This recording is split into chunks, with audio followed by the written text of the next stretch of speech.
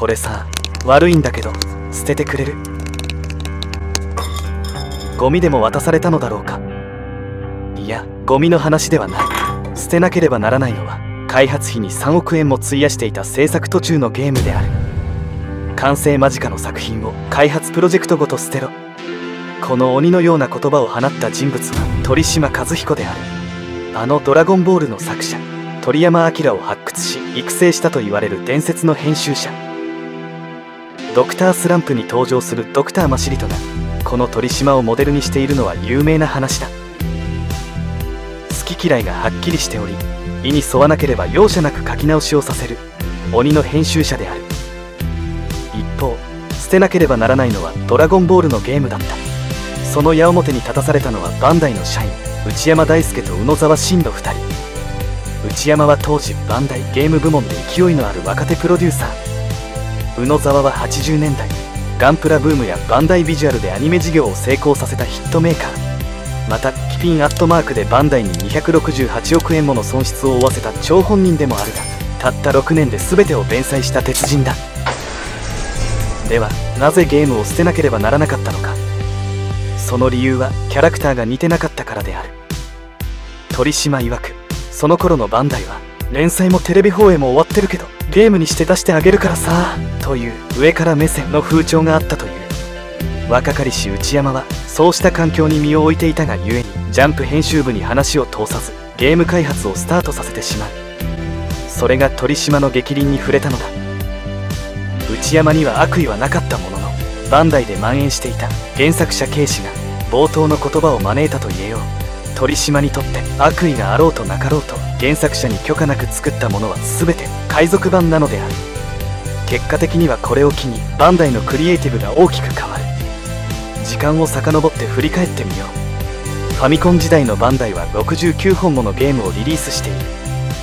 この数は任天堂、ナムコ、コナミに次いで4番目となる数だ。また販売本数もドラゴンクエストに迫るほどの勢いである。にもかかわらず記憶に残っているゲームが少ないのはキャラクター頼みでゲームデザインのインパクトに欠けていたからであろう。ドラゴンクエストが何度もリメイクされているのに対してバンダイのゲームが企画もの以外では全くリメイクされないのはそうした理由なのだ。もちろんバンダイにもホットスクランブルやスーパーロボット対戦、ファミコンジャンプ2など名作もあった。しかしドラゴンボール神竜の謎は難しすぎる上に動きの挙動を見ても作りの荒さが目立つ。鳥島が感じたという、うちが作れば売れるから OK だよねという安易なスタンスも見えてくる。ここで同時期にリリースされた玩具に目を向けてみる。こちら1991年に発売されたスーパーバトルコレクション。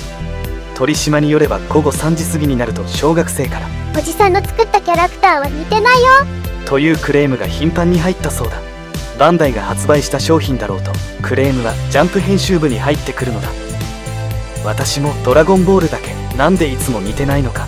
深く落胆した過去を思い出してしまう。ここで鳥島のテこ入れ前とテこ入れ後のキャラクターの変化をご覧いただきたい。フィギュアの技術はここ30年を見ても大きな変化はない。したがってここまでのクオリティの差が生じたのは人為的な問題だったと言えよう。全キャラクターで比べることはできないがキャラクターに鳥山先生らしさが戻っているのがわかるだろう。バトルコレクションの後期は多少造形が改善されたのだがこちらの原作から飛び出てきたような造形を見ればクオリティの差は歴然としている。原作を守るとはこういうことなのだ。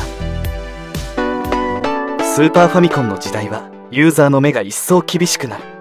しかしバンダイの評価はファミコンの時ほど悪くはなかった。これは開発会社統制の技術力が高かったからであろう。そして1作目のリリースからわずか1年半でパート3までが作られた。3本合わせての販売総数は約350万本。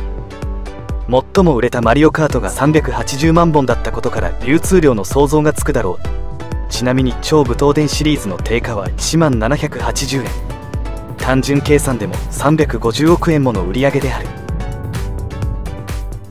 こちらの3作目が格闘ゲームの最終作と思われているがこの後に2本の RPG 作品を挟んで4作目となるハイパーディメンションが発売されている。当世の技術が結集したタイトルだったが世の中の関心はプレステとサターンに向いており、ほとんど認知されていない。そしてこちらは96年に発売されたプレイステーションの作品、偉大なるドラゴンボール伝説である。実のところ今までのドラゴンボール作品で最も原作のような空中戦が再現されている作品だ。俺に殺されたいやつ。こうして見ると品質の悪いゲームだけではなく、両作もきちんとリリースされていたのがわかる。忘れてはならないのは、バンダイは傑作玩具を一番世に供給してきた老舗メーカーでもあるということ。90年代もゲーム機のワンダースワンをはじめ、ガンプラや超合金シリーズ、高特製バルキリーの復刻、そして大ブームとなったたまごっちやガシャポン HG シリーズなど、次々に傑作玩具を供給していた。バンダイにとって激動の90年代、これまでキャラクタービジネスの着地点だったゲームを逆に起点として成功させたコンテンツが現れるポケモンである。しかしこれまで市場の変化やチャンスに対し活路を見出さなかったバンダイに鳥島の苛立ちは募る一方だった。そうしたタイミングでこの鳥島と内山の騒動が重なったように思う。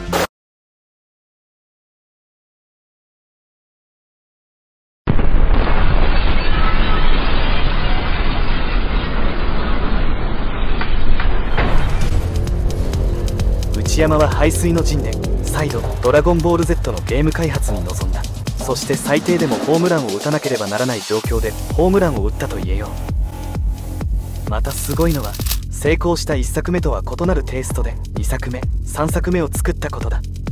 成功体験をすぐに捨てて新たなアニメ調のシェーディングを導入し、クオリティをアップさせている。開発はストリートファイターや画廊伝説のディレクターだった石山隆率いるリンクス。格闘ゲームに精通したチームを迎え入れたことが大きな成功につながったのだ。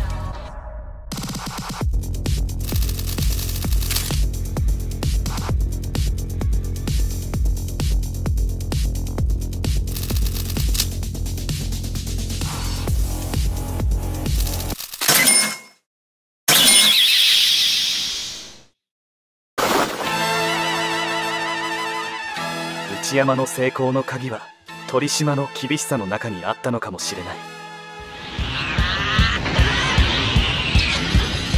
それから2世代後の2017年、ドラゴンボールゲーム史上最高と言われ全世界で800万本のセールスを記録したドラゴンボールファイターズが発売される。いや、ファイターズに限らずレイジングブラストやドラゴンボールザブレイカーズやカカロットも全て傑作と言える素晴らしい出来である。そしてここまでゲームの質が向上する起点となったのは間違いなく今回紹介した鳥島と内山の騒動であろう。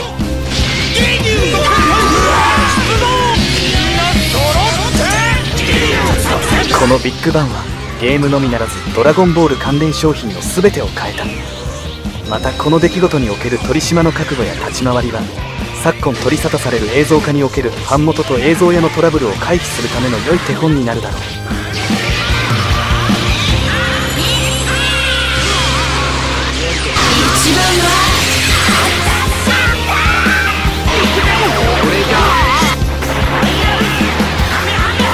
エルズ